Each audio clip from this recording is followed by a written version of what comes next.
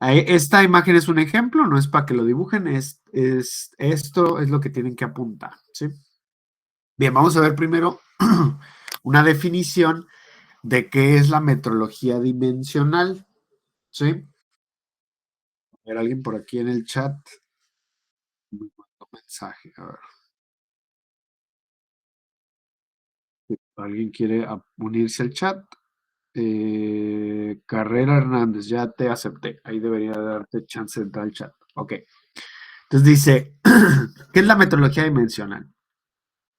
Es la ciencia que trata de las medidas, de los sistemas de unidades y los instrumentos usados para efectuarlas e interpretarlas. Abarca varios campos, tales como la metrología térmica, eléctrica, acústica, dimensional, etcétera, etcétera, etcétera. Entonces, hasta aquí.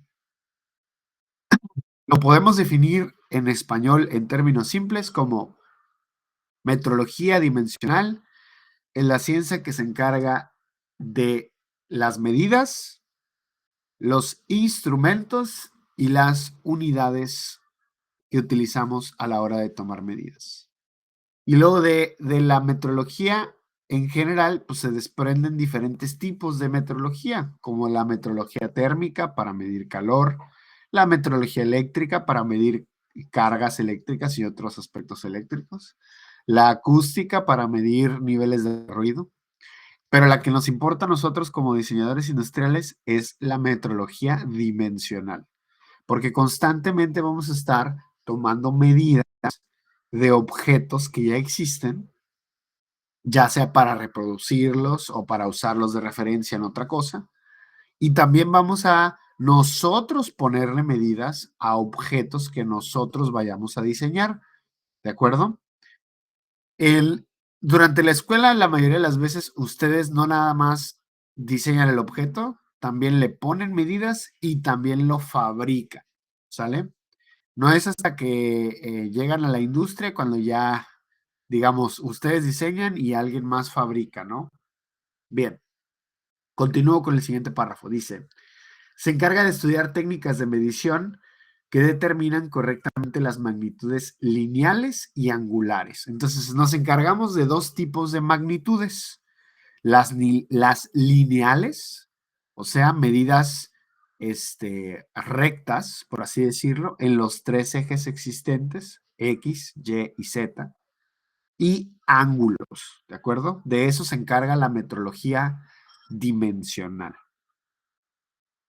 Y dice, así como en la imagen dice, el objetivo es determinar si cualquier pieza fabricada con tal dibujo conforma con las especificaciones del mismo.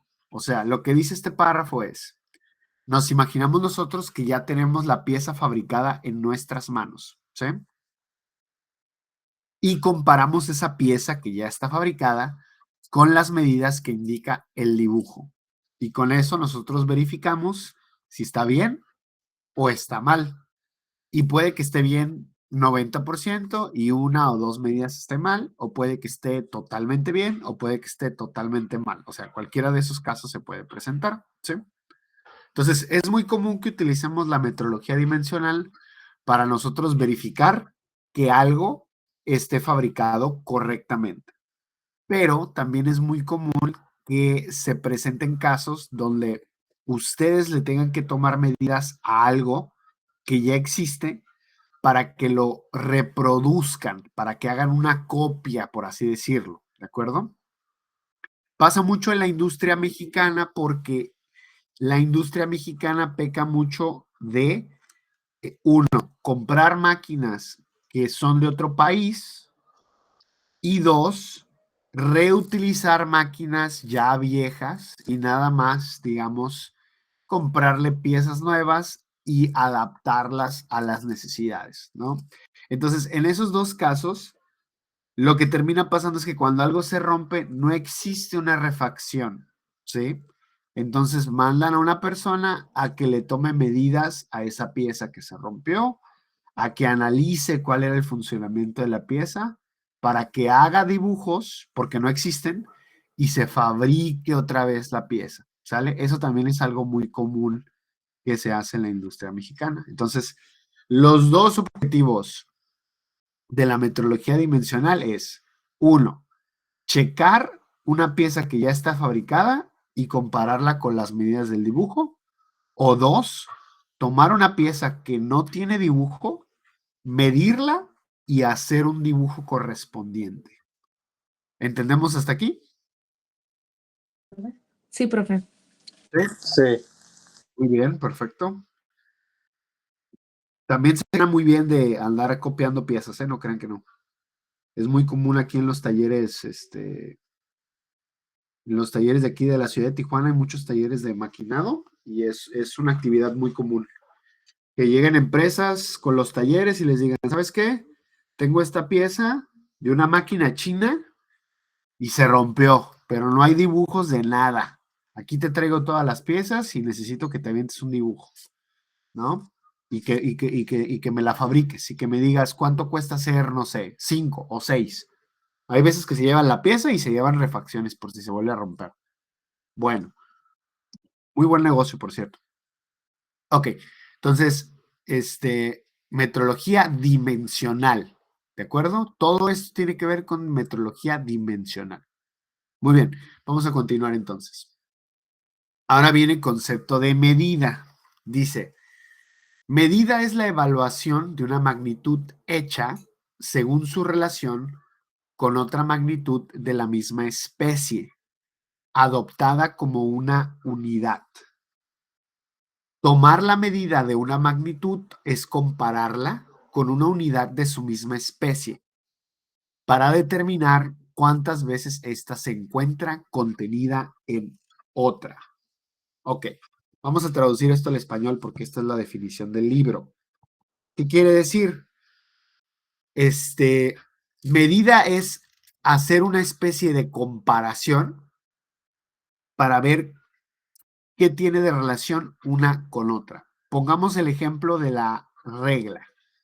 ¿Cómo funciona una regla normal que ya han utilizado? Ustedes toman la regla, la colocan sobre lo que quieren medir y medimos las marcas que hay o que abarca la pieza que queremos medir, ¿no? Y con eso nosotros determinamos qué medida es, ya sea en centímetros, milímetros o en pulgadas. ¿Están de acuerdo?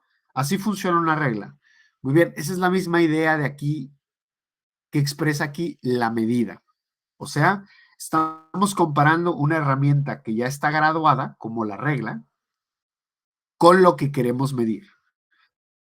En el caso de la regla, es la superficie o el lado que queramos medir de un objeto, ¿de acuerdo? Entonces, continúo, dice, la metrología dimensional se aplica a la medición de longitudes. Pueden ser exteriores, interiores, profundidades, alturas y ángulos. Muy bien, vamos a ver esos ejemplos dentro de este dibujito que tengo por acá. Entonces, dentro de este dibujito tenemos medidas exteriores, que son todas estas que abarcan la parte de afuera del dibujo, ¿de acuerdo? Todo esto de aquí. Entonces, esta que dice 20, esta que dice 15, esta que dice 15 de acá, esta que dice 5 y así, todo alrededor me voy. Todas esas medidas son exteriores. Luego, interiores. ¿Cuáles serían interiores? Pues las únicas interiores que hay en este ejemplo son estos tres agujeros que están aquí. 1, 2 y 3, ¿de acuerdo? Continuamos. Profundidades, o sea, ¿qué tan profundo es un espacio o más comúnmente, bueno, más común un agujero? Por ejemplo, este es un agujero y nosotros podemos ver aquí que es un agujero que tiene más o menos esta profundidad. Entonces, esta es la vista frontal, por así decirlo, y esta de aquí es la vista lateral. Y más o menos tiene esta profundidad hasta aquí, hasta donde llega este piquito. No está indicada con cota, pero esa sería la profundidad. Alturas. La altura en este caso vendría siendo esta medida de aquí, ¿de acuerdo? Esa es la altura que tiene. Y finalmente ángulos, y podemos notar que hay tres ángulos. Este ángulo de 120 grados, este ángulo de 90 grados, pero que está un poquito inclinado. Y finalmente este ángulo igual de 90 grados, que no se marca porque en este caso, pues este es un ángulo recto, ¿sí? Y lo que vemos aquí, pues es el ejemplo de un dibujo técnico de una pieza, ¿no? Que está por ahí. El dibujo técnico de una pieza. Bien.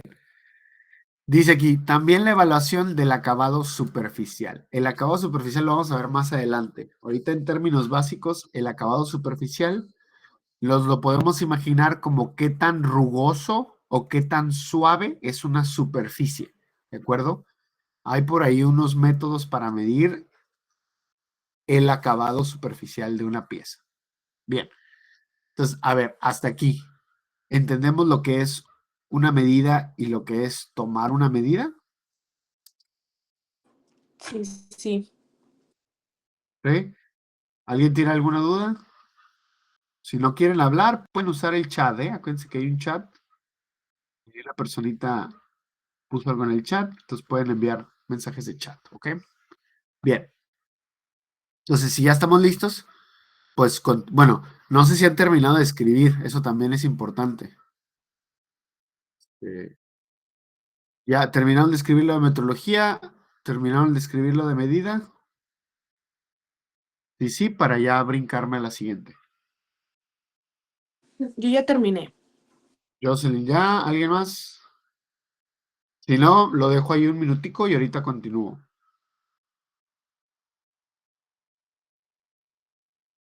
Nadie está respondiendo, entonces continúo.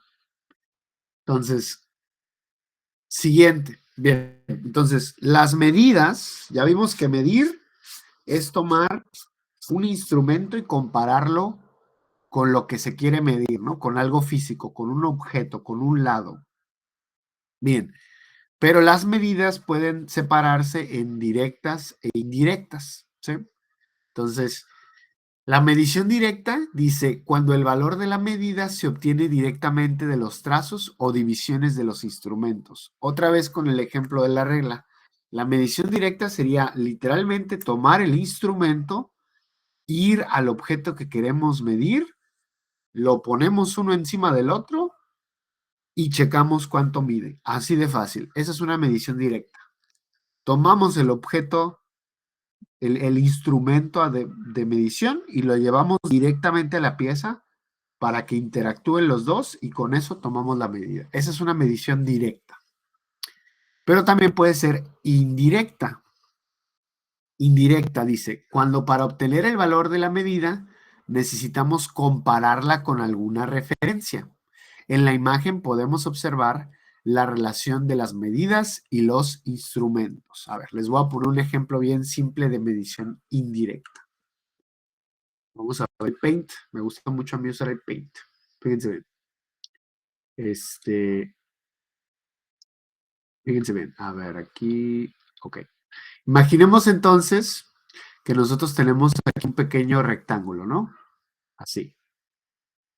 Y nosotros tenemos el área del rectángulo. Por ejemplo, decimos el área de este rectángulo es igual a 40 centímetros cuadrados, ¿sí? Y nosotros tenemos únicamente, le voy a cambiar el color, esta medida de aquí. Vamos a decir que esta medida es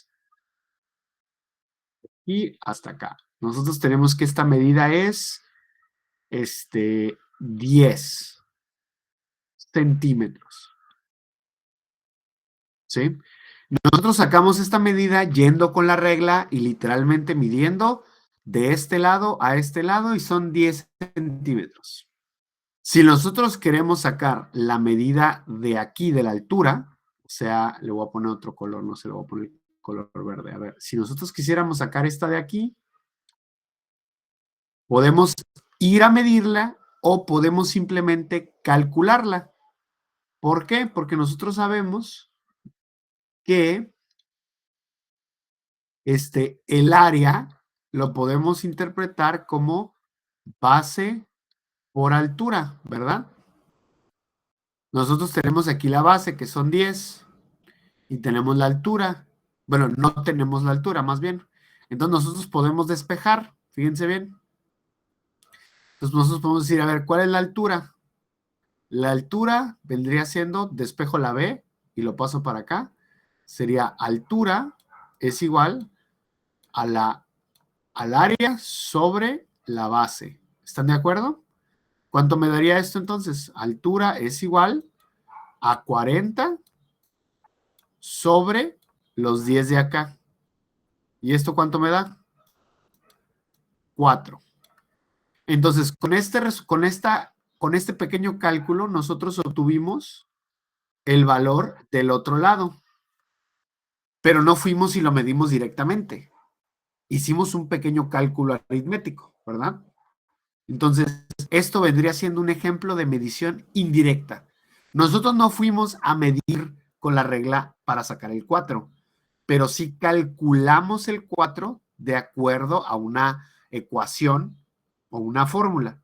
Eso es un ejemplo de medición indirecta, ¿de acuerdo? Vamos a regresar acá a la presentación. Entonces, vamos a ver aquí los ejemplos en lo que ustedes los apuntan. Hay que apuntar esto de acá, definición de directa e indirecta, y vamos a hacer este gráfico también. Entonces, repito lo que dice indirecta. Dice, cuando para obtener el valor de la medida necesitamos compararla con alguna referencia. Y en la imagen podemos observar la relación de las medidas y los instrumentos. Muy bien. Les vayan apuntando esto y cuando puedan empiecen con el gráfico y les voy explicando qué es lo que dice aquí. La imagen de en blanco también, entonces. Sí, por favor. Sí, Ok. pero son cosas diferentes. O sea, aquí es la definición de medición directa y medición indirecta y esto pues son algunos ejemplos de cómo se presentan ese tipo de mediciones. ¿Sí? Sí, sí, sí. Ya Entonces, entendí, gracias. ¿ya? Ok.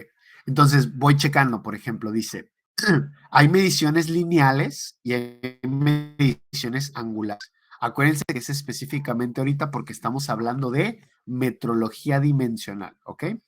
Bien. Entonces hay mediciones lineales y hay mediciones angulares. Primero las lineales. Las lineales pues igual pueden ser o directas o indirectas. Vamos primero con las directas. Las directas pueden ser de 3 tipos. Con trazos y divisiones, o divisiones, perdón, como la típica regla o el típico metro, ¿sí? Y ejemplos de estos, metro, regla graduada, calibradores y medidores de altura con escala tipo Vernier. Más adelante vemos la escala Vernier, así que ahorita no se me estresen con eso, nada más apúntenlo por favor. Luego dice, con tornillo micrométrico, todo tipo de micrómetros, cabezas micrométricas. Ahorita les pongo un ejemplo de tornillo micrométrico, ¿sí? O pueden ser con dimensión fija. Por ejemplo, bloques patrón, calibradores de espesores tipo Laina, que son como unas pequeñas laminitas delgadas. O calibradores límite, pasa, no pasa, como dice el paréntesis. ¿Qué significa esto? Muy fácil. En las empresas es muy común y si se ocupa checar o revisar que una pieza esté del tamaño correcto, pero son muchas piezas, o sea, digamos, no son 10 piezas, son 1000 piezas por hora o algo así, un número muy grande. Lo que se hace es que se hace una especie de molde. Nosotros tomamos la pieza y la tratamos de meter en el molde, así como en el juego de niños, donde los niños intentan meter el cubito en el cubito y el cilindro en el circulito y así, hagan de cuenta lo mismo. Entonces, eso nos permite rápidamente ver si la pieza tiene las medidas correctas o no. Si la pieza no entra en el molde, se desecha porque no tiene las medidas correctas. Si la pieza entra en el molde, se aprueba y continúa a la siguiente etapa de fabricación. Por eso dice entre paréntesis, pasa, guión, no pasa. ¿De acuerdo? Para que se lo imaginen. Muy bien, esos son los de medida directa, que son los más comunes, para serles sinceros. O sea, los más comunes es ir con el instrumento directamente a medir. Eso es lo más común. Luego, las medidas indirectas pueden ser comparativas, trigonométricas o relativas. Primero, comparativa. Pueden ser comparadores mecánicos. Por ejemplo, ¿qué es un ejemplo de medición comparativa? Cuando nos subimos nosotros a una báscula cuando vamos al doctor, esa es una medición comparativa, ¿sí? Porque estamos tratando de balancear el peso sobre la báscula, sobre la báscula, sobre la parte de arriba, comparado con nuestro peso. Eso es una medición comparativa. Otro ejemplo vendría siendo igual las básculas que encontramos en los supermercados, donde nosotros agarramos y colocamos el producto encima de la báscula y la báscula mueve una flecha que nos indica cuánto peso hay. Ahí lo que estamos haciendo nosotros es, en la mayoría de los casos, con el peso que agregamos a la base, estamos haciendo que un resorte se estire. Para que ese resorte se pueda estirar, se está produciendo una fuerza. Entonces, al producirse esa fuerza, estamos comparando la fuerza producida con el peso que nosotros necesitamos checar. Eso es una medición comparativa también, ¿sí? Comparadores mecánicos. O si van a la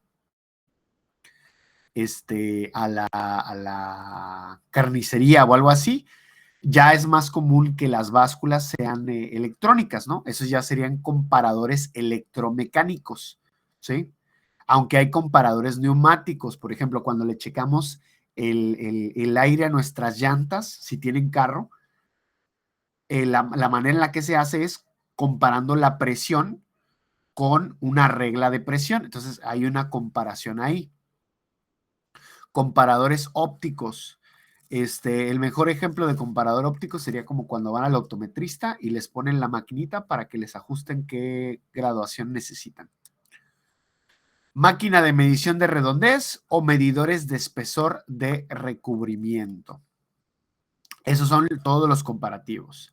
Trigonométricos, esferas o cilindros, máquinas de medición por coordenadas. En el caso de los trigonométricos, hay unas maquinitas que nos miden las coordenadas del objeto que nosotros colocamos dentro y en base a esas coordenadas nosotros podemos calcular los demás aspectos de la pieza, ¿no? Podemos calcular ángulos, podemos calcular lados que nos hagan falta por medir, etcétera, etcétera, ¿no? Para todo eso ocupamos conceptos básicos de geometría, ¿no? O sea, como cómo sacar el área de un paralelogramo, cómo sacar el área de un círculo, cómo sacar el área de un triángulo rectángulo.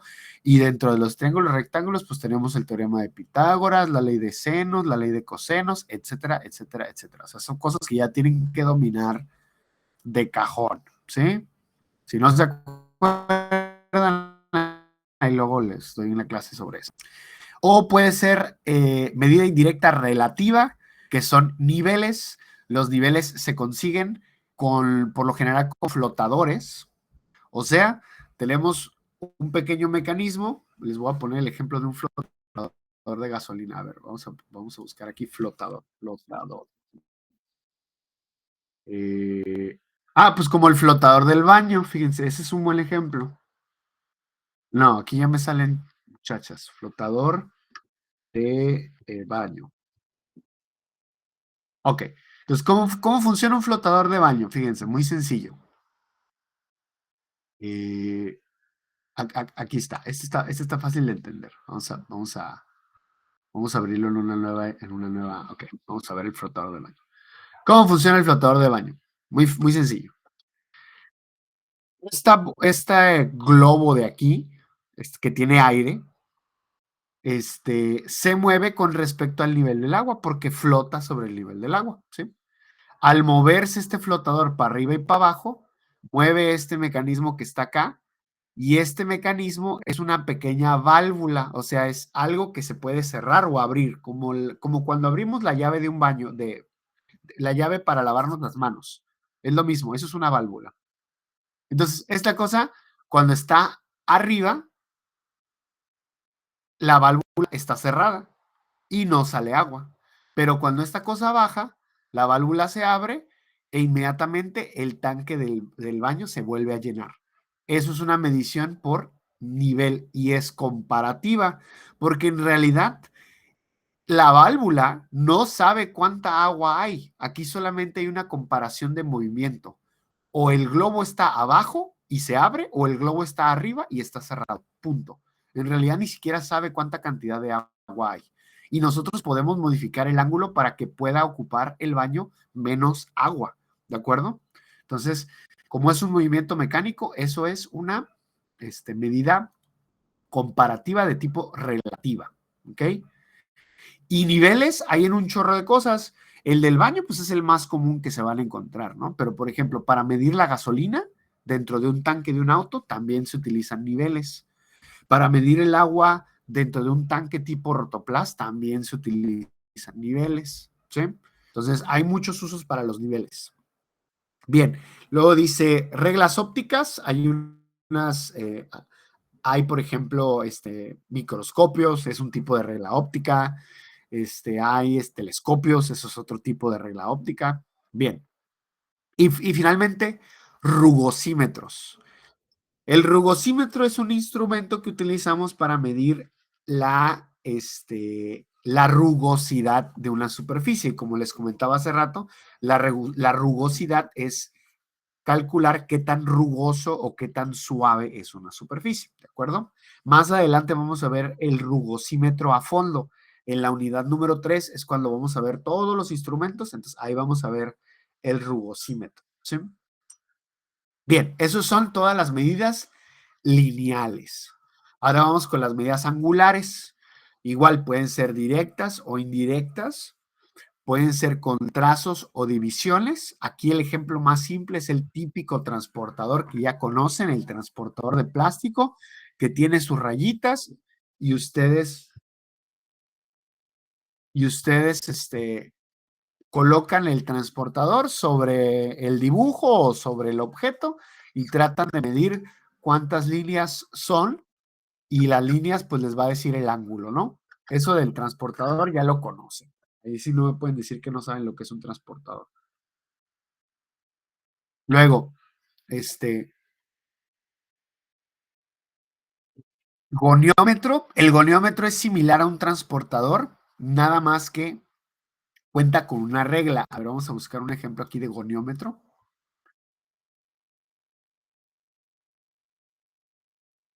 Vean, este es un goniómetro. Este es un ejemplo de goniómetro. Este es muy común en talleres. Ay, me salió muy chiquito. A ver, abramos el enlace de Mercado Libre. Este es un ejemplo de goniómetro, ¿sí? Que es un transportador de metal que también trae una regla. Entonces, la regla nos permite medir de manera más precisa el ángulo que estamos tratando de revisar, ¿no? Pero hay otras versiones de goniómetro, como estas de acá de plástico, ¿sí? Aunque en los talleres este tipo de goniómetro de metal es muy común porque pues aguanta la carrilla de llevarlo de aquí para allá, y si se nos cae, pues no pasa nada, ¿no? Y tiene una tuerca aquí para que nosotros podamos fijar la medida, para que nosotros podamos poner, ok, midió 57.2 grados y lo apretamos para que se quede ahí, y ya nos lo llevamos rápido a la computadora y checamos la medida, ¿no? Aquí tenemos un goniómetro un poquito más elaborado, pero es la misma idea, ¿no? Puede estar más elaborado o menos elaborado, y estos dos son goniómetros de igual manera, ¿ok? Más adelante vemos a fondo también el goniómetro. Me regreso. Y luego dice escuadra de combinación. Hay una serie de escuadras que nosotros podemos combinar y hacer diferentes medidas. De hecho, ya lo hicimos. Si les di dibujo técnico, lo hicimos. Vimos cómo las escuadras se podían combinar para hacer diferentes tipos de ángulos, ¿no? Y luego con dimensión fija, como las escuadras, las dos escuadras más comunes son la de 45 grados y la de 30-60, pero hay más escuadras, no son las únicas. Patrones angulares, igual son unas laminitas que ya tienen ángulos específicos y vienen muchos ángulos en un maletín. O calibradores cónicos. O medida indirecta por medio de trigonometría, falsas escuadras, regla de senos, mesa de senos o máquinas de medición por coordenadas, igual que acá arriba. ¿De acuerdo? Bien. ¿Ya tienen todo esto? ¿O les doy unos minutos más para que lo apunten?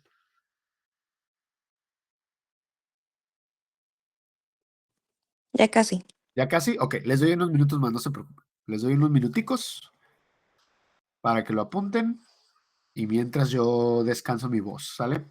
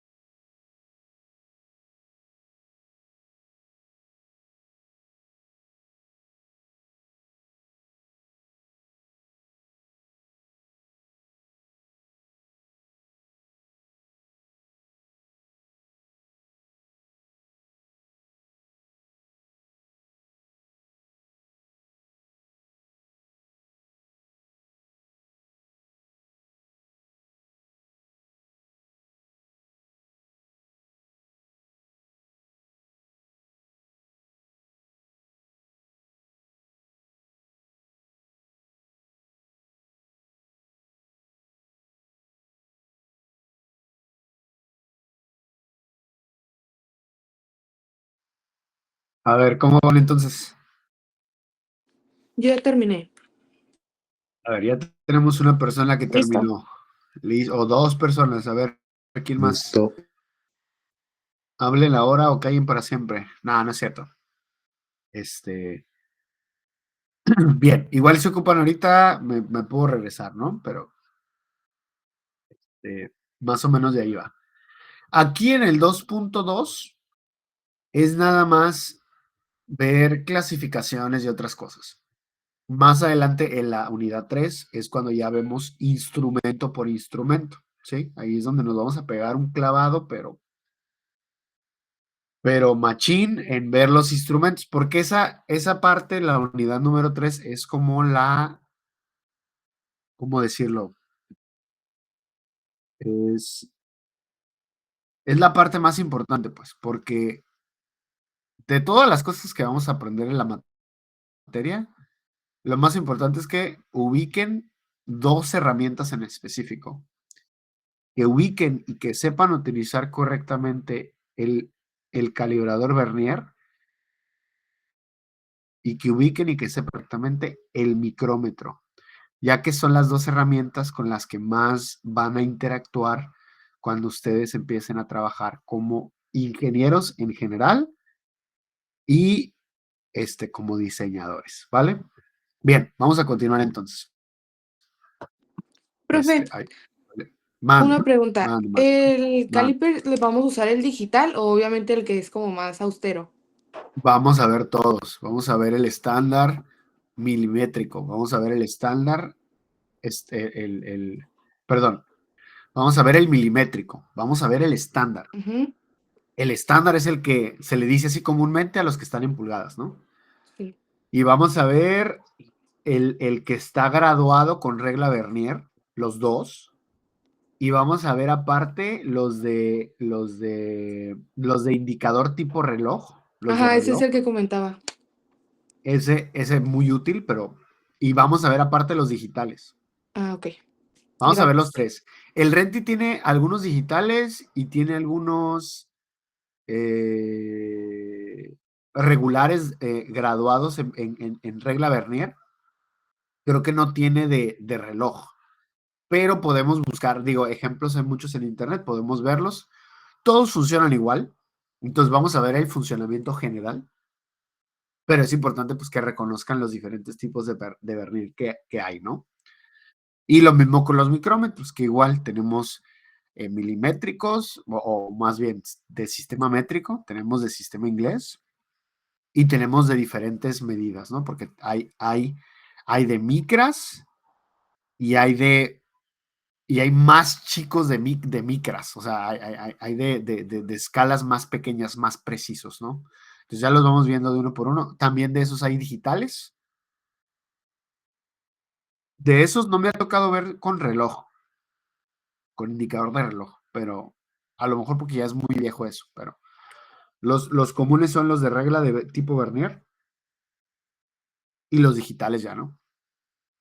Y la ventaja es que ya podemos conseguir esa herramienta relativamente barata. No de una calidad así que tú digas muy alta, ¿no? Todavía los que son de alta calidad cuestan un poquito más caros. Pero ya se puede comprar uno más o menos barato por Amazon o por Mercado Libre entre 300 y 500 pesos y te puedes conseguir un vernier medio decente, ¿no? Para aventarte trabajos con una muy buena precisión. Bien, ok, vamos a continuar.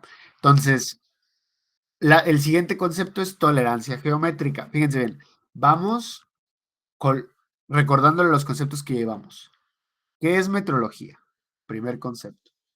¿Qué es medida? Segundo concepto. Bueno, y aquí mismo medición y luego medición directa, medición indirecta y ahora vamos a tolerancia geométrica. Muy bien. Vayan apuntando en lo que yo les voy explicando. Dice aquí, tolerancia geométrica es el término general aplicado a la categoría de tolerancias utilizadas para controlar forma, orientación, localización y cabeceo, entre paréntesis, run out, por su expresión en inglés. Ahorita voy a explicar todo y ahorita vemos un ejemplo de cabeceo, ¿sí? Ahí tengo ya unos videos de cabeceo para que entendamos bien a qué se refiere. Dice, continúo, para poder analizar un dibujo se requiere conocer la simbología involucrada, su interpretación y cómo determinar si tales tolerancias se cumplen o no se cumplen.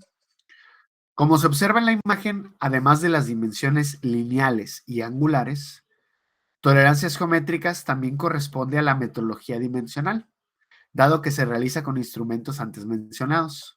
Por esta razón, a la metrología dimensional a veces también se le denomina geométrica. ¿Ok? Entonces, por eso es que decía el tema metrología dimensional y geométrica, ¿no? Muy bien. A ver, vamos a entender primero qué es tolerancia. Fíjense bien.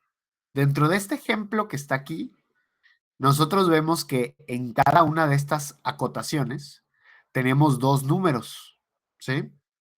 Por ejemplo, aquí dice 12.05 y 12. Si vamos a la de acá que dice 20, dice 20.05 y 20. Si vamos a la de acá abajo, dice 40.0 y 39.5. ¿Ok? Muy bien. Eso es lo que nosotros vamos a ubicar en un dibujo técnico como tolerancia. Pero ¿qué significa la tolerancia? Significa que estamos indicando en la cota que nosotros tenemos un margen de error. ¿Ok? Entonces, lo que estamos diciendo es, por ejemplo, esta medida, tú te puedes equivocar 5 centésimas. O sea, esta medida puede ser desde los 12 hasta los 12.05 y cualquier medida en medio está correcto. O sea, estaría correcto tener la medida 12.01. Estaría correcto tener la medida 12.02 y así hasta el 5. Si nos pasamos del 5, 12.06, ahí ya está incorrecto. ¿Por qué? Porque se sale de la tolerancia. Lo mismo, si en vez de 12 tuviéramos 11.99, ya estaría incorrecto porque se sale de la tolerancia. Entonces, ¿qué es la tolerancia? Es un margen de error. Todo lo que queda dentro de ese margen está correcto. Todo lo que quede fuera de ese margen está incorrecto. De hecho, esta tolerancia está súper, súper cerrada. O sea, una centésima de milímetro es una cosa bien chiquitita. Está muy, muy, muy difícil hacer ese tipo de tolerancias, ¿no? Medio milímetro ya es un montón. Una centésima de milímetro es muchísimo. Muy bien, ahora voy al Paint por un segundo. Y a ver, vamos a borrar todo esto porque ya no tiene nada que ver. Vamos a hacer otro ejemplo. Aquí me voy a regresar un poquito a sus clases de cálculo diferencial cuando estaban viendo rectas numéricas. Fíjense bien. Fíjense bien. Entonces, imaginémonos que tenemos una recta numérica, ¿sí? Y tenemos 1, 2, 3, 4, 5, 6, 7, 8, 9, 10. Muy bien. Entonces tenemos, por ejemplo, de un lado, aquí tenemos 12.00, aquí tenemos 12.01, aquí tenemos 12.02, aquí tenemos 11.99 y aquí tenemos 11.98. 12.03, 12.04, 12.05 y aquí ya tenemos 12.06. Vamos a moverlo, ahí está. Y aquí ya tenemos 12.07. Muy bien, ¿qué nos dice ups, lo borré por accidente. ¿Qué nos dice la tolerancia que habíamos sacado aquí en el dibujo? La tolerancia nos dice que va de 12 a 12.05. Todo lo que esté fuera está mal. Entonces, si nosotros nos lo imaginamos, ups, spoiler, si nosotros nos lo imaginamos así en una recta, entonces decimos que todo lo que esté, todo lo que esté desde aquí hasta acá, todo esto está correcto. Puede ser cualquiera de estas medidas hasta acá y cualquier decimal en medio. O sea, 12.025 también está correcto. 12.033 también está correcto. ¿Ok? Muy bien. Entonces, lo que no entra aquí, cualquier medida para acá, incorrecto. Y cualquier medida para acá, incorrecto. ¿De acuerdo? Entonces, ¿cuál es nuestro margen de error? 5 centésimas. Desde el 12 hasta el 12.05. ¿Se entiende? Ahora, ustedes se podrán preguntar, bueno, ¿y por qué tenemos ese margen de error? Por una razón en específico, y es que no se trata de si se van a equivocar o no. El hecho es que se van a equivocar. No nada más ustedes, sino las personas que fabrican las piezas, ¿ok? Se van a equivocar. Los errores pueden ser de dos tipos. Errores humanos, que porque el chavo viene crudo, que porque se distrajo, que porque le sudó la mano y se le soltó la perilla. Errores humanos, ¿sí? O dos, que la máquina se haya descalibrado y por lo tanto la máquina haya causado que haya ocurrido un error. Entonces, por esos dos tipos de errores, nosotros necesitamos siempre tener un margen de error. Ese margen puede estar muy cerrado, o sea, hacer una medida muy chiquita, por ejemplo, en este caso, 5 centésimas no es nada, o puede ser un poquito más abierto, ¿sí? Que puede ser ya 1 milímetro, 2 o a veces hasta 5 milímetros. Todo depende de qué es lo que se vaya a fabricar y también depende de cuál es su funcionamiento. Por ejemplo, en mecánica, si hablamos de un motor para un carro, las precisiones dentro de un motor para las piezas, para que se arme el motor y todo quede bien, son súper chiquitas. Estamos hablando de milésimas de pulgada por pieza y a veces menos, ¿sí?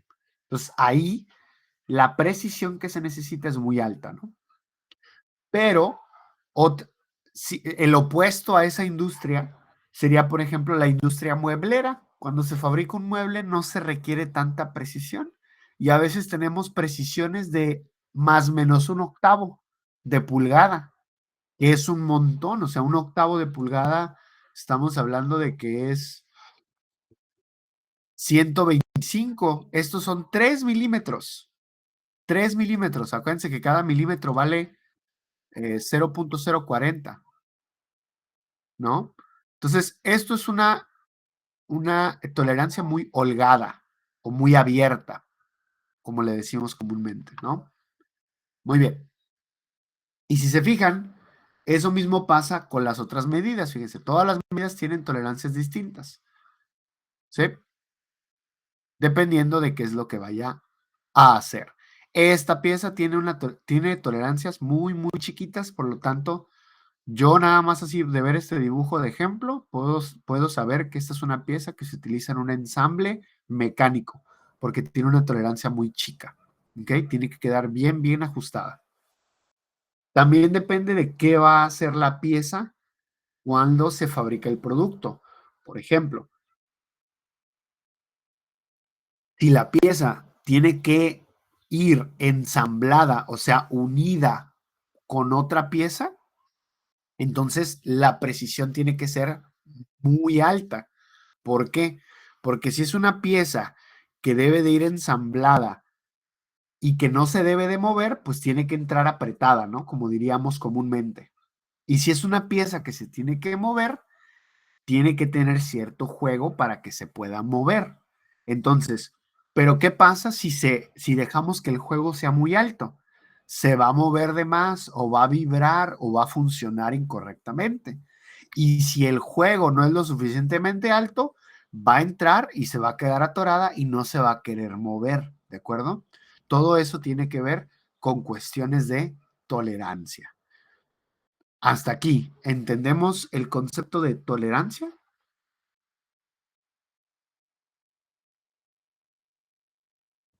Sí. Sí, profe. ¿Sí? ¿Alguien más por allá? Si tienen preguntas, háganlas, no hay problema. Ok, bien. No, no es tan complicado el concepto de tolerancia, pero a veces es difícil de entender cuando aún no les ha tocado fabricar nada que requiera demasiada precisión, ¿no? Ese también es digamos, es un problema de que obviamente se les tiene que enseñar estos conceptos, pero todavía no fabrican nada, entonces a veces algunos están medio raros de entender, por eso pienso ponerles yo pues algunos ejemplos con videos y otras cosas, ¿no? Muy bien. Esto se cuestiona la tolerancia geométrica. ¿Ya tienen esto? El dibujo no, el texto. El dibujo es solo un ejemplo visual. Sí, profe. ¿Sí? ¿Alguien más? Sí. ¿Ok? Entonces, parece que ya. Vamos a continuar. Estoy tratando de avanzar lo más que pueda porque, pues, como no les di clase el viernes, para acomodar el tiempo perdido, ¿no? Bien, vamos a continuar. Entonces dice aquí, todo dibujo se encuentra bajo una norma en específico. Primero se debe de identificar dicha norma. Eso lo vamos a dejar ahí como un asterisco, ¿no? Porque no nos vamos a meter tanto a las normas, pero sí, depende de para qué vaya a ser usado el producto.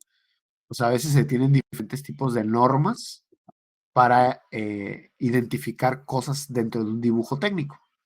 Pero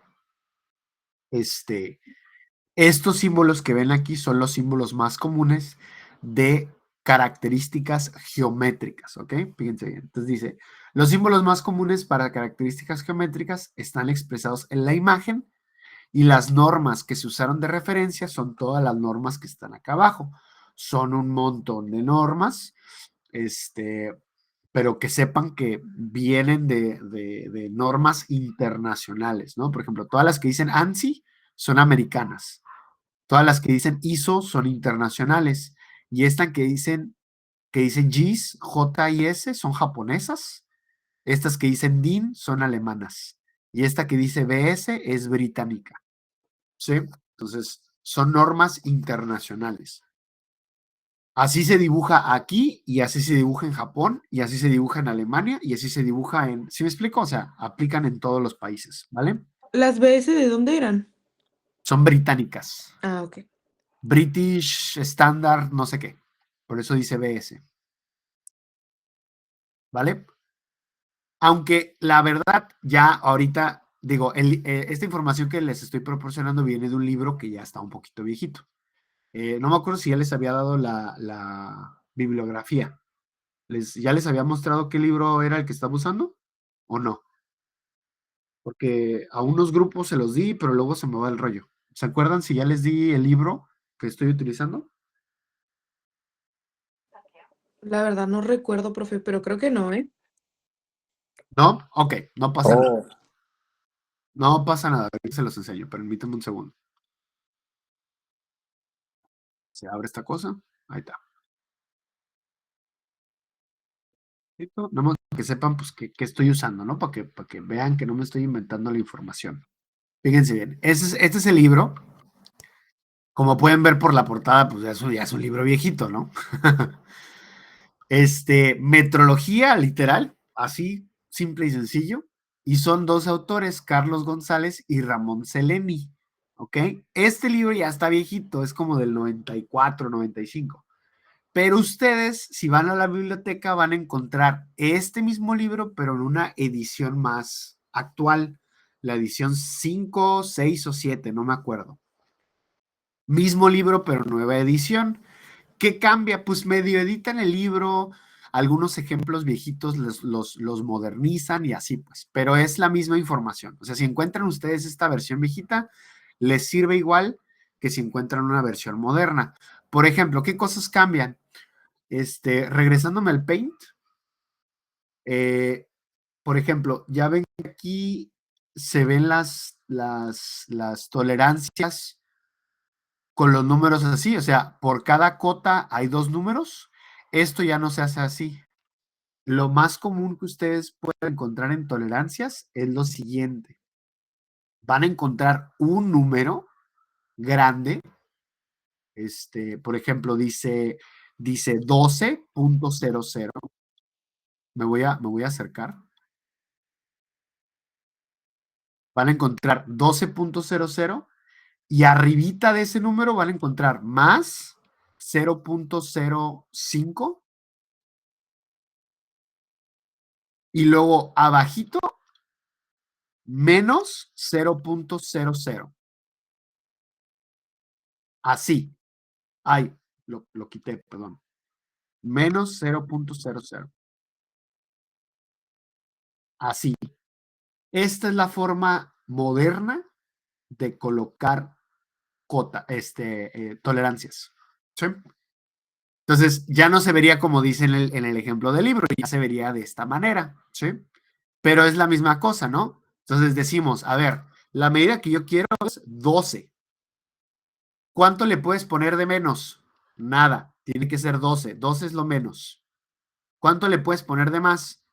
5 centésimas más. Se fijan, es la misma idea, nada más que ya ahorita se expresa un poquito diferente, ¿no? Esos son el tipo de cosas con las que se pueden encontrar cuando van a una versión del libro un poquito más moderna, ¿no?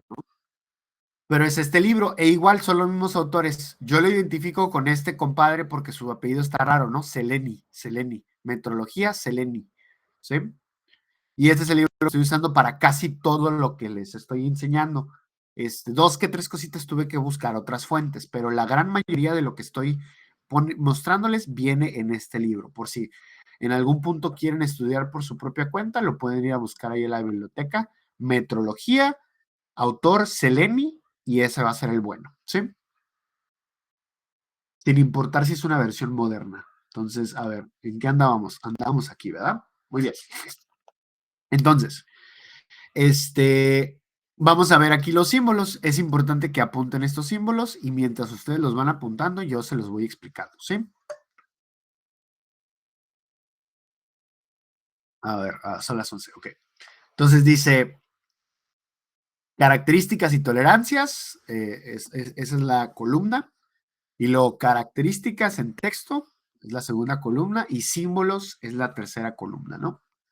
Y tenemos que hay características individuales y características individuales o relacionadas. Esas dos son tolerancias de forma y son todas estas hasta aquí. La primera es rectitud y se identifica con una línea horizontal.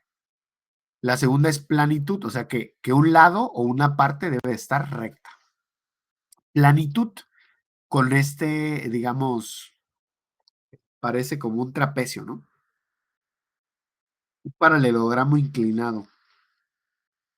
Que una superficie debe ser completamente plana o lo más plana que se pueda. Redondez, que una parte o una pieza debe de respetar cierta redondez. Me voy a regresar un segundo. Por ejemplo, aquí, esta parte exterior que tiene un diámetro o un radio, pues tiene que tener cierta redondez, ¿no?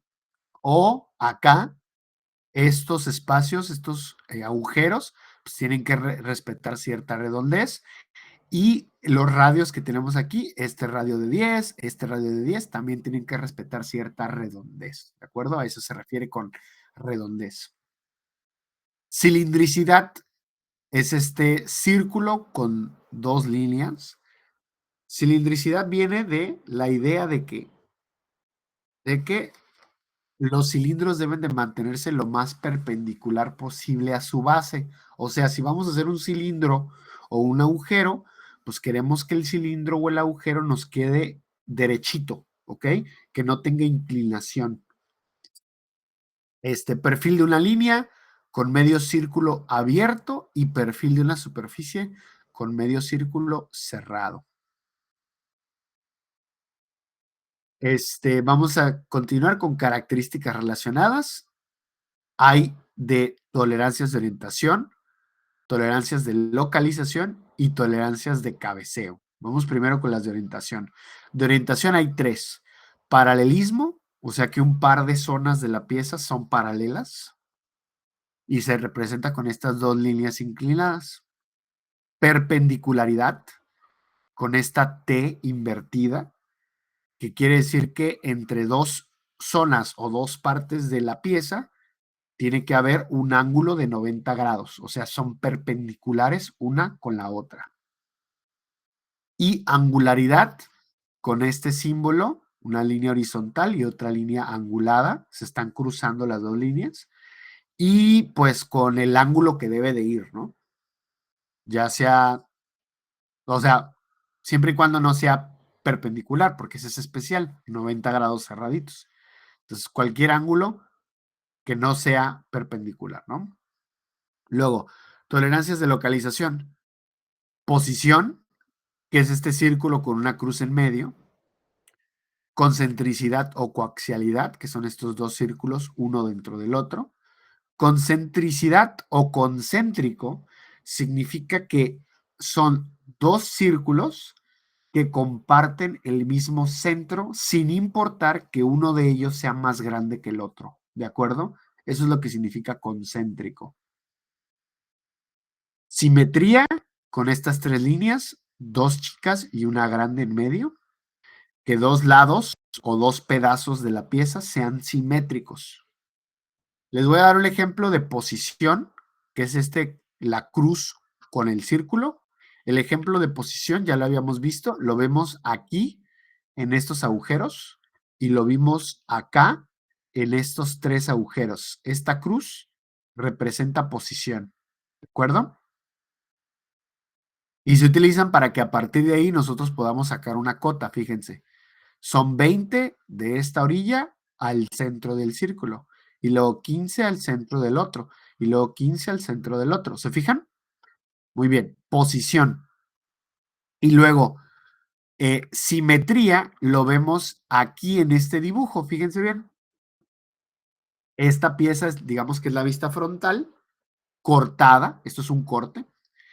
Y del lado derecho tenemos visto como desde el lateral, y nosotros aquí veríamos todo un círculo con otro círculo en medio, con otro círculo más chico, con otro círculo más chico y así sucesivamente, ¿no? Entonces, en vez de hacer eso, como ya sabemos que la parte de acá es igual a la parte de la derecha, lo partimos a la mitad y le ponemos un símbolo de simetría para que se indique que el lado que no está dibujado acá es exactamente igual al de acá, pero opuesto. Y ya. Entonces nos facilita el no tener que dibujar la pieza completa si sabemos de antemano que la pieza es simétrica, ¿de acuerdo? Muy bien, y los últimos dos pues son de cabeceo. El primero dice cabeceo circular y el otro dice cabeceo total. Pero para poderles explicar el cabeceo, les tengo que explicar antes otra cosa. Entonces, apunten eso primero y ahorita empezamos con el cabeceo, ¿de acuerdo? Les doy unos minuticos ahí. Y ahorita les explico qué rollo con el cabeceo, porque está medio raro de entender.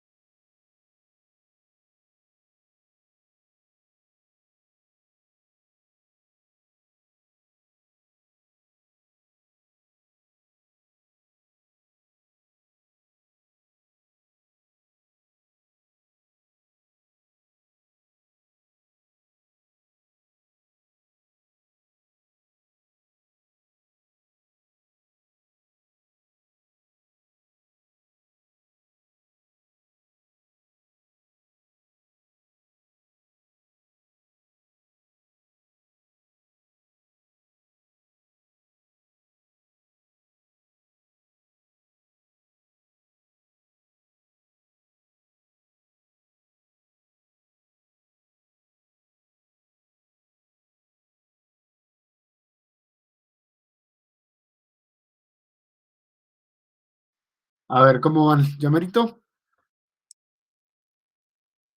Sí, sí, ya casi.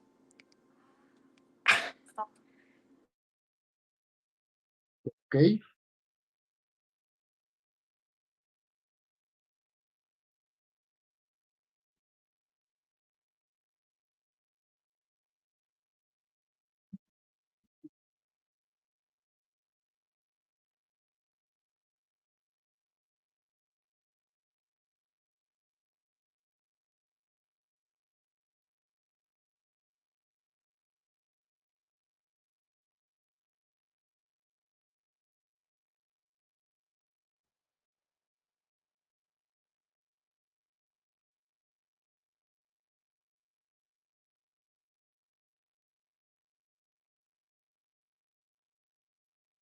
Listo, profe.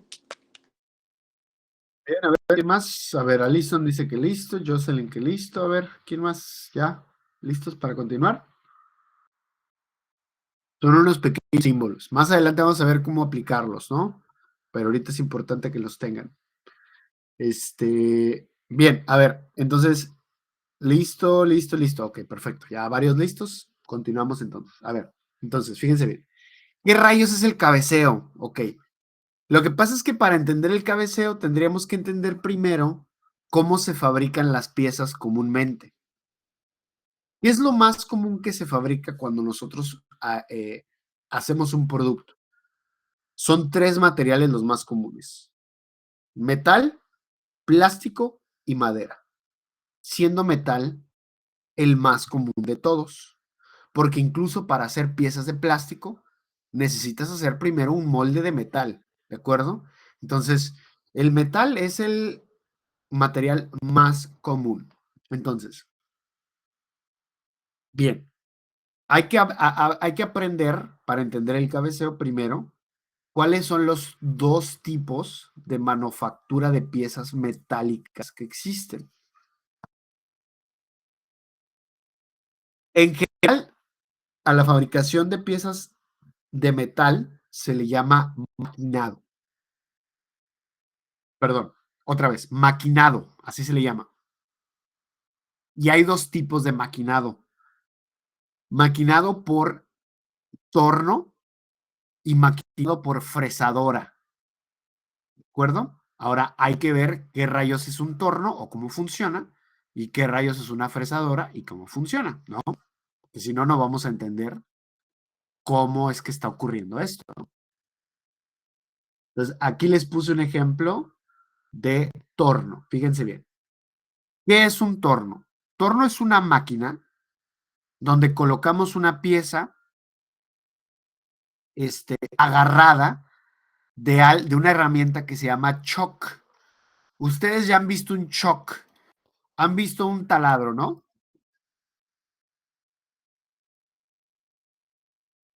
Y no me digan que no han visto un taladro, digo, no se pasen de lanza. Han visto un taladro. A ver, a ver. Esta parte de aquí del taladro funciona como si fuera un tornillo, ¿no? Nosotros la podemos girar y aquí donde se supone que va la broca se hace más grande o más chiquito. Nosotros abrimos, colocamos la broca, o eso es de la página esa. Nosotros abrimos, colocamos la broca y luego apretamos y la broca queda atrapada en estos dientitos de aquí. A esta pieza se le llama choc o se le llama comúnmente choc. Lo mismo está pasando acá. Esta cosa que está aquí es un choc, nada más que está un poquito más grande, más gordote. A ver, escuché que alguien mandó algo, pero ya no supe si. A ver si no es el chat de acá. Sí, es el chat.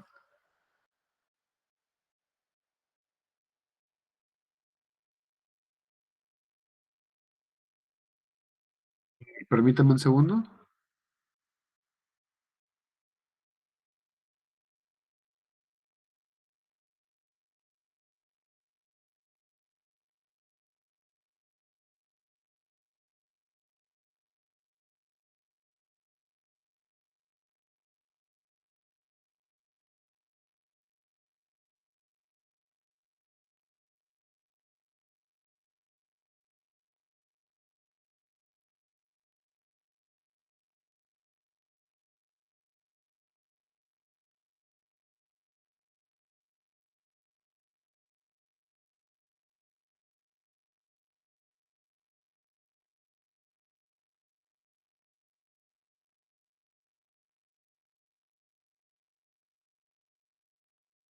Permíteme, es que necesito responder algunas cosas con ella y-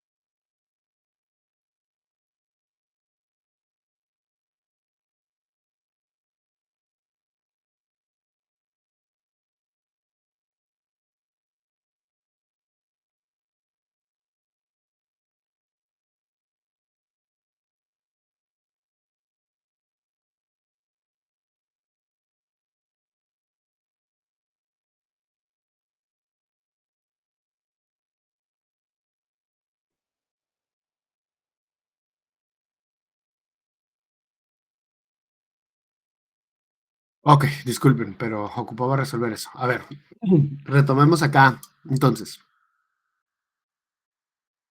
Entonces, al igual que un taladro, nosotros, esta señorita, ok, ya. Nosotros tomamos esta parte y colocamos un cilindro y lo apretamos aquí con el choc. Esta cosa está conectada, igual que un taladro, a un motor y cuando prendemos la máquina, todo esto gira.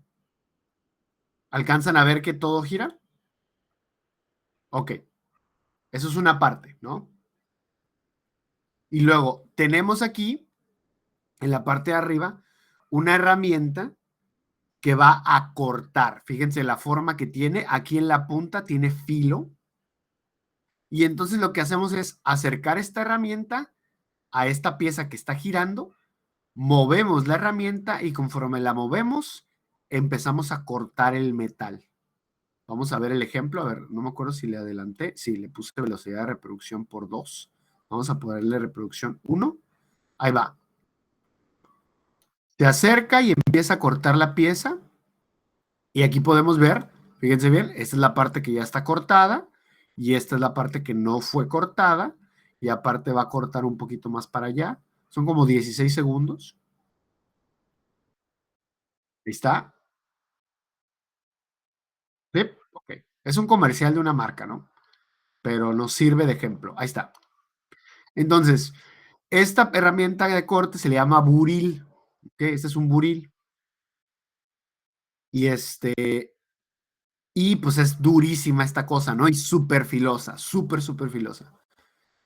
La pieza entonces da vueltas aquí rápidamente y para evitar que dé vueltas chueca, le ponemos esta otra cosa que está acá que se le llama contrapunto.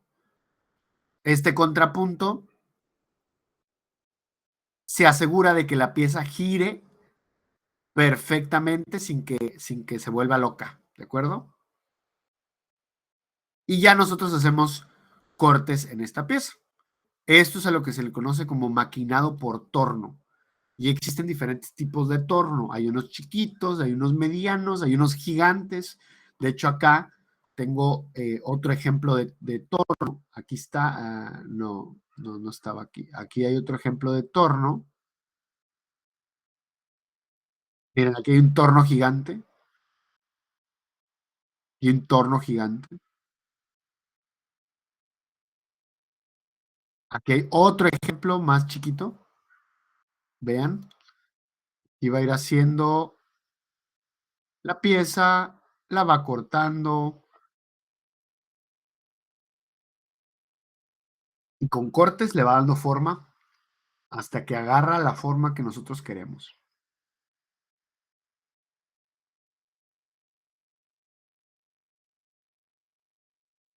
¿De acuerdo? A esto se le conoce como maquinado por torno.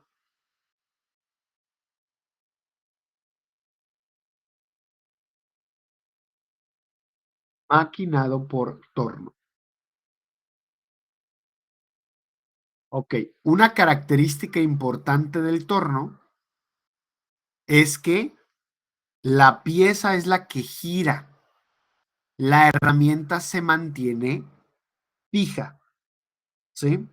Ahí les va otra vez. En el torno o en el maquinado por torno, la pieza es la que gira, la herramienta se mantiene fija. Ahora vamos a ver una fresadora. Aquí hay una fresadora, fíjense bien, es otro comercial. Es otro comercial. Porque los videos que son de personas grabándose, pues hacen mucho ruido. Esa es una fresadora. Que de hecho, a esta máquina se le conoce como centro de maquinado. Dentro de aquí de esta caja es donde se hace el proceso de cortar metal. Y acá afuera, esto es una computadora y una pantalla donde nosotros podemos programar la máquina y también la podemos controlar para que inicie, pare y otras cosas, ¿no? Muy bien, ahí este compa va a preparar la máquina, la está programando. Esto, esto es una especie de herramienta de medida porque primero tiene que medir cuánto mide la pieza. Esto que vemos aquí se le conoce como carrusel. Todos estos que vemos son diferentes tipos de herramientas de corte. Y la máquina pues tiene muchos. En una fresa convencional, el que la maneja se le conoce comúnmente como maquinista. El maquinista es el que va y cambia las herramientas. En este tipo de fresadora que se le llama centro de maquinado, la máquina cambia la herramienta solita. Nosotros nada más le tenemos que decir qué herramienta queremos y están numeradas. 15, 16, 17, 18, 19, 20, 21. Entonces, en el programa que hacemos le decimos qué herramienta tiene que agarrar. Cambia de herramienta solita y vean, esta es la herramienta que va a cortar, va a empezar a cortar aquí abajo el metal. Y en el caso de la fresadora, es el opuesto al torno. O sea, en el torno la pieza gira y el cortador se mantiene fijo. En la fresadora es al revés. La herramienta es la que gira y la pieza se mantiene fija. Vamos a ver el ejemplo. Empezamos a cortar y a cortar y poco a poco vamos dándole forma a nuestra pieza. Cuando terminamos de usar una herramienta, la máquina se separa y cambia de herramienta a otra herramienta y ya que tiene otra herramienta, hace otro proceso y así sucesivamente hasta que terminamos de fabricar nuestra pieza. Ahí nos está enseñando el carrusel otra vez. Cambia de herramienta y continúa trabajando. ¿Ok? Ahora, ¿qué características comparten estas dos máquinas? No importa si es la herramienta o la pieza la que está girando. Las dos giran y como pueden girar, ambas pueden presentar errores de cabeceo o de bamboleo, o sea que lo que gira no gire bien por alguna razón, la mayoría de las veces por desajuste mecánico, y entonces eso nos va a causar problemas a la hora de fabricar piezas, ¿de acuerdo? Bien, ahí lo vamos a dejar. Ya los torturé mucho. Vamos a regresar para acá. Este, Vamos a regresar para acá, aquí. Profe, yo tengo una duda que ahorita me está revolviendo un montón. Ajá. Lo que pasa es que yo ya he usado una fresadora, pero no es a lo que, o sea, lo que estoy viendo. Porque nosotros, por ejemplo, la asegurábamos, por ejemplo, nosotros hicimos por un dado. Entonces lo asegurábamos de los lados, pero la fresadora no se movía así, o no sé si tenga que ver que era Ah, antigua o cómo. sí, sí, sí. Lo que pasa es que aquí en el centro de maquinado ya cambia la cosa. Fíjate. En un centro de maquinado, déjame regreso aquí. Porque para empezar era muy alta, yo me acuerdo. Sí, sí, sí. Es que en el centro de maquinado cambia un poquito la cosa. El concepto es igual, pero aquí lo que pasa es que estas barras que ves aquí abajo, Ajá. digamos que son la cama o la plancha superior, Y tienen estos rieles o estos espacios aquí, porque ahí nosotros ponemos unas herramientas para poder sujetar lo que vamos a cortar, ¿no? Sí, sí. Esa también la tenía, la que Sí, le claro, digo. sí, tienen una Ujú, plancha así como de 40 o 50 centímetros de grosor, como por casi metro y medio de largo, ¿no? ujú. Y con eso controlamos el eje X y el eje Y, que son izquierda, derecha, enfrente y atrás. Sí, sí, Y sí, que tiene el, unas palanquitas ajá, y el a eje los Z costados. se controla con una palanca que está sobre el motor de giro. Y con Ujú. eso controlamos qué tanta profundidad le damos. Sí, Es sí, que tú sí. usaste una fresadora convencional Ah, ok. y ya cambia un poquito el rollo. Fresadora convencional. Cambia un poquito el rollo con respecto a un centro de maquinado. Mira, Sí, esta sí, es una sí. fresadora Era convencional. esa. Ujú. Esta es una fresadora convencional. Ajá. Sí, sí, sí. Pero es el mismo concepto. O sea, movemos con esto el eje X, con Ajá. esto el eje Y y Sí, con sí, esto sí. el eje Z. Y aquí en el centro de maquinado, la máquina solita tú programas y la máquina solita mueve eje X, eje Y y eje Z. Sí. Ah, ok. Entonces, no hay palancas. Fíjate, acá hay palancas. Aquí está la palanca del eje Y. Aquí está la palanca del eje X. Aquí está la palanca del eje Z. Y Ujú. aquí, y con esta controlas tú, la altura de toda esta cama. ¿Sí? Sí, sí, sí. Pero, Es que pero esa es a- la que yo sé usar, pero sí, esa pero no. acá no. Acá Ajá, no. esa Acá no. es Por diferente. eso me No, no. revolví. Es la misma idea, nada más que esta máquina ya es prácticamente automatizada. O sea, ya funciona por su propia cuenta. Ya todo lo que tú controlas Sí, la ya programas, ¿no? la programas y ya no es por palancas. Si la vas a mover manualmente, ya es con botones. O sea, con Ah, ok. botones tú la puedes mover en X o la puedes mover en Y. Pero Ok. lo que se recomienda es que no maquines controlándola con los botones. Con los botones nada más la mueves para ajustarla o para centrarla, para ponerle un cero. Sí, sí, sí. Un cero máquina. Bueno, no. No es lo mismo cero máquina que cero pieza, pero ya luego hablamos de eso.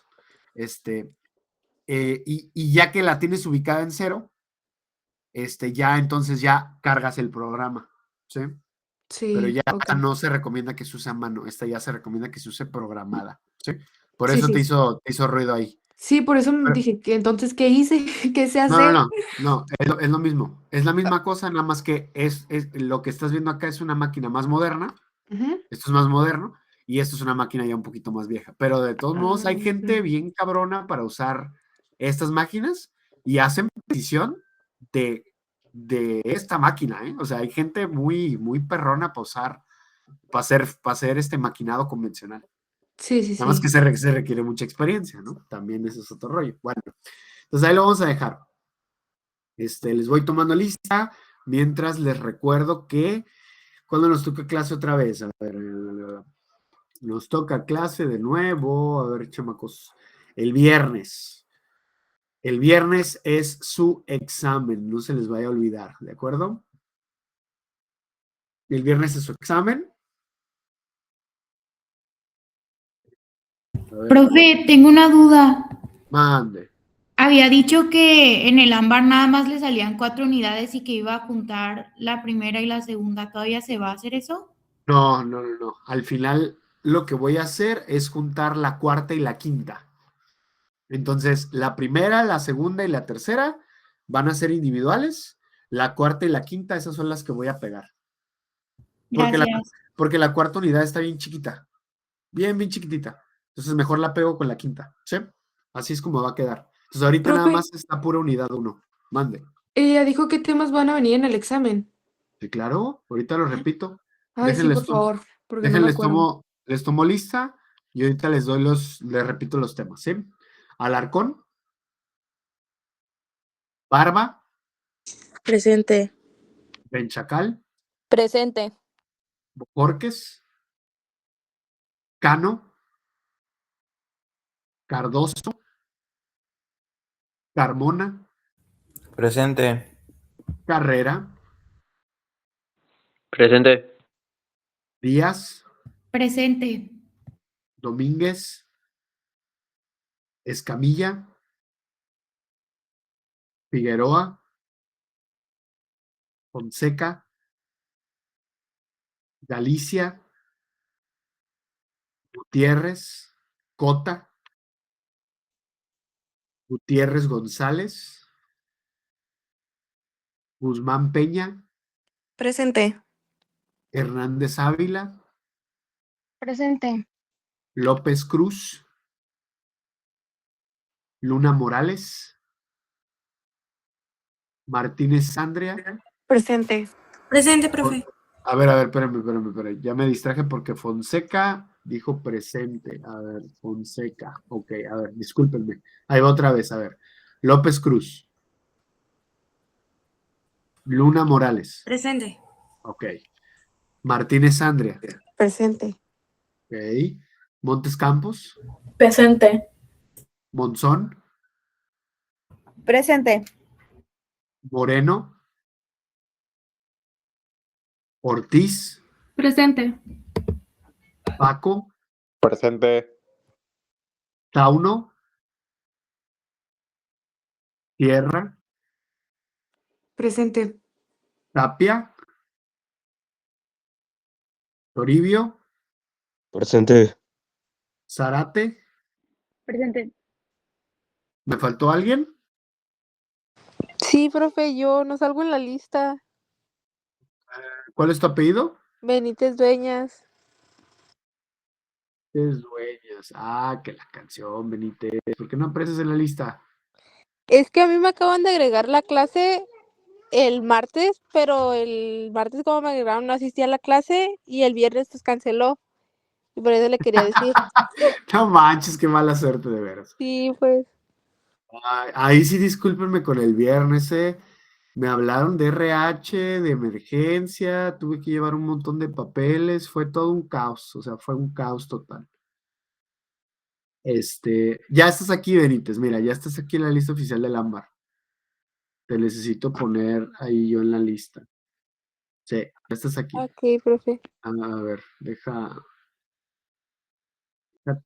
te pongo, se supone que estás entre Barba y Benchacal, a ver. Y todavía tienes examen el viernes. No manches, ya. Ahí sí te voy a, yo regañar porque, o sea, también tú, si ya vas bien atrasada, debiste de contactarte conmigo, pues, o sea.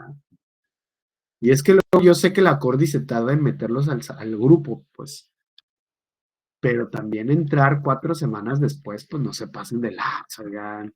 Es que yo ya estaba, pero Pues la entonces hubiera coordinadora, sido desde un principio. yo ya estaba, asistí como a 2 clases y la profe me dijo, no, ya no asistas porque ya te saqué de la clase de la coordinadora. Y le dije, ¿por qué? Y me dijo, no, es que pues chocas con tu horario con otra materia. O metes esa o metes esta. Y dije, ajá, no, pues. Y pues me sacó ella, yo ni siquiera le dije que me sacara, o sea, simplemente ella Pero, me sacó porque pero chocaba. tú hubieras seguido yendo, o sea, tú le hubieras dicho, no, no me saque, póngame, yo hablo con el profe y hubieras seguido yendo, o sea, no, pues no es Sí. lo que ella quiera, es lo que Ya, es lo que tú ya sé, ocupes. pero pues ya cuando fui, pues ya me había sacado y me dijo, no, pues es que te chocaban y te saqué. Y ya pues el martes volví a ir y le dije que me agregara esta clase y me sacara de la otra porque pues la otra era, no sé si una clase mayor de un semestre mayor. Pues le dije, pues yo para qué quiero tomar esa. Y pues me dijo, ah, está bien. Y me metió el martes no me lo encontré y dije, ah, pues el viernes, y pues no lo vi. No, pues valió queso el viernes. Bueno, a ver, ok. ¿Alguien más aparte de la compañera? Ya te agregué aquí. Aquí estás, Benítez. Ok, A pues ver, gracias. ¿alguien más aparte de la compañera o ya? Profe, Tapia le dijo Ah, presente, pero no se lo puso, es que se lo puso en el chat. lo puso en el chat. ¿Cierto? ¿Dónde dice Tapia? Ya, Wendy. Ya. Tapia, ok. Ahí está Tapia. Listo. ¿Alguien más? Ya. Bueno, a ver, vamos a ver los temas entonces. Fíjense, ¿qué va a venir en el examen? Ahí les va. Desde el prólogo. ¿Qué es metrología o qué significa la palabra metrología? Luego, unidades base del Sistema Internacional de Unidades. Longitud, metro, m. Masa, kilogramo, kilogramo, kg. Tiempo, segundo, S. Corriente, bla, bla, bla, ¿sí? Nombre, qué mide y su símbolo.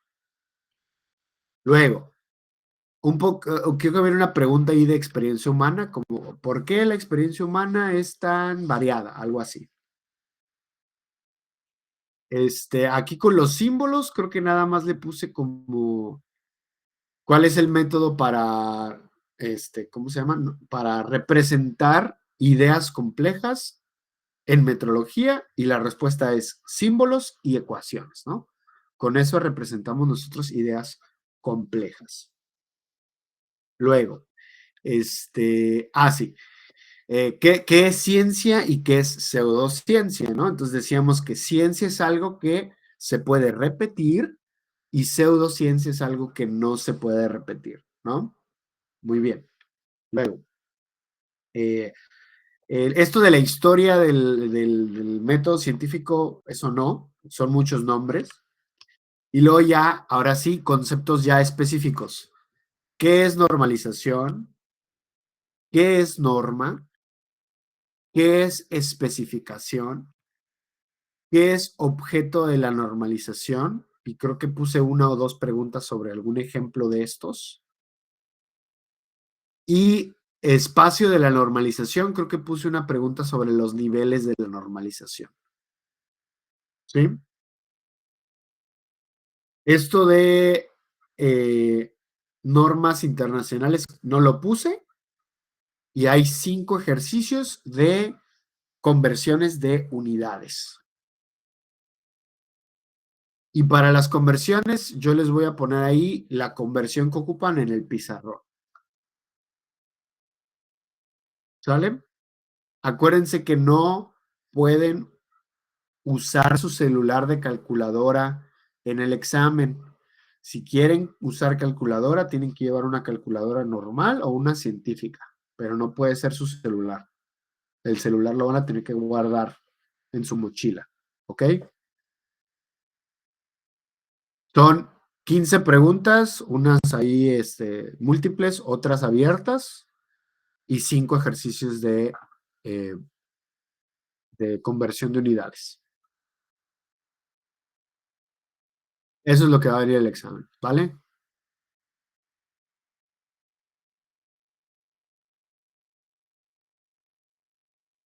¿Ninguna otra pregunta?